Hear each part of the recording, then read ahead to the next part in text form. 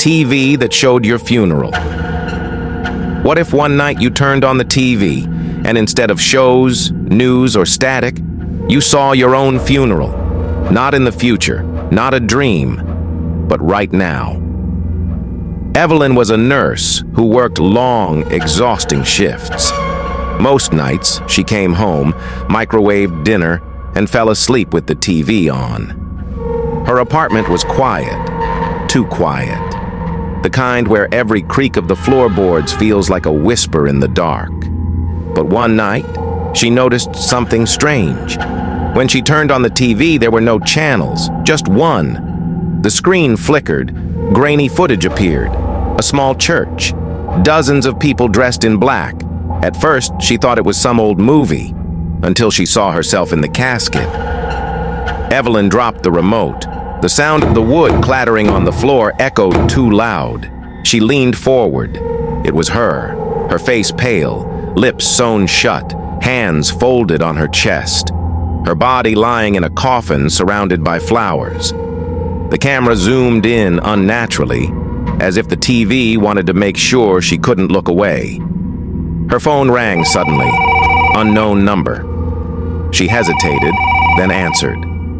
A distorted voice whispered, "Don't change the channel. Don't turn it off." The line went dead. Her heart pounded. She tried unplugging the TV, but the screen stayed on. The funeral continued. She saw her co-workers crying, her best friend sobbing into her hands, her mother clutching a photo of her. Then the camera panned to the back of the church. Someone stood there, hidden in the shadows. The figure slowly raised a hand and waved at the camera. At her. The next day, Evelyn tried to ignore it. She told herself it was a dream, stress, exhaustion. But when she came home, the TV turned on by itself. The same funeral. But now, the casket was empty. The churchgoers turned in unison, all their faces blurry, all of them staring at the camera. Then, one by one, they whispered her name, over and over, until the sound filled the entire apartment. She yanked the power cord from the wall, but the voices kept going, from inside the screen, from inside the walls. By the third night, she was terrified to go home. But she had nowhere else to go. When she opened the door to her apartment, the TV was already on, and the funeral had changed again. This time, the coffin was back. But she wasn't lying inside. She was standing next to it.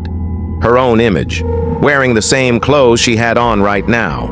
And the other her slowly turned her head, looking directly into the camera. Directly at Evelyn. Evelyn screamed and threw the remote at the TV. The glass cracked, but instead of shattering, the screen rippled like water. Her reflection, the other Evelyn, smiled, reached forward, and pressed her palm against the inside of the screen. The TV sucked the remote inside, swallowing it whole. And then, a hand began to push through. Neighbors reported hearing screaming that night. But when police entered her apartment, there was no sign of Evelyn. Just her TV still turned on. The broadcast showing a coffin being lowered into the ground. The camera zoomed in on a tombstone. It had a new name carved into it. Evelyn Marie Carter. They say the TV is still in that apartment. Anyone who rents the place finds it waiting for them. Always tuned to the same channel. And if you sit long enough to watch, you'll see your own funeral. Not someday, not years away, but soon.